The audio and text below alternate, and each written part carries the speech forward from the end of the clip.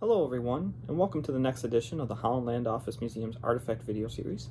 My name is Ryan Duffy, and I'm the director of the museum, and this week we're going to talk about a very popular vacation spot that arose here in Genesee County, and particularly during the summers of the 19-teens, 1920s, and even in the 1930s, it was the place to be, and could even be called the Coney Island of Genesee County. And that place we're going to discuss today is Horseshoe Lake, which is located in Stafford, just beyond the Batavia border, and was where all the locals would go during their summer time, at least most of them, and would enjoy the water as well as all the amenities and entertainment that would go along with it, as it wasn't just a natural spot of beauty and way to enjoy the outdoors. It was also basically almost like an early amusement park or resort in many ways. So we're going to go through the history of Horseshoe Lake in terms of its popularity as a resort location and vacation destination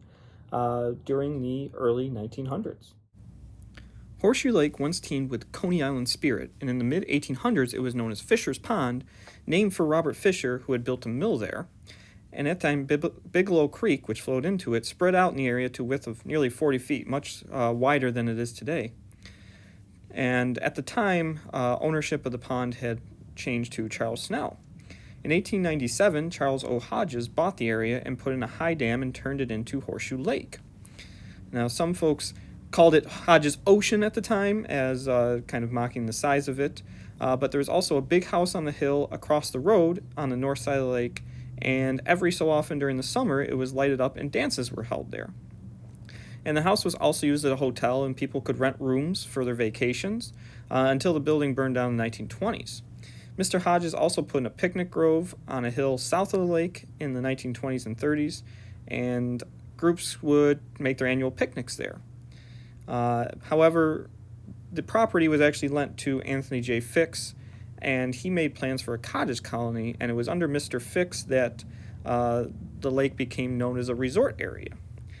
Now, the popularity as a resort began in 1912, and in that year, the Horseshoe Lake Amusement Company was formed with stock up to $40,000. Mr. Fix was the president, and James Kelly was their attorney, secretary, and treasurer.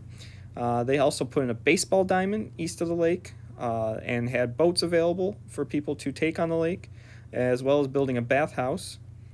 And they had plans for other accommodations, but lack of transportation didn't allow those to come to fruition. In 1914, an ice house was built, and at one time, Batavia ice dealers got ice from there. That building burned down a few years later, and eventually the ice-making business on Horseshoe Lake went under. In 1916, the dance pavilion, which was built sometime earlier, burned down, and in 1922, a bigger one was built with a raised stage for an orchestra, and that was on the north side of the lake. And in the 1940s and 50s, it was used by the Batavia Players for their summer theater, but eventually that building was also torn down.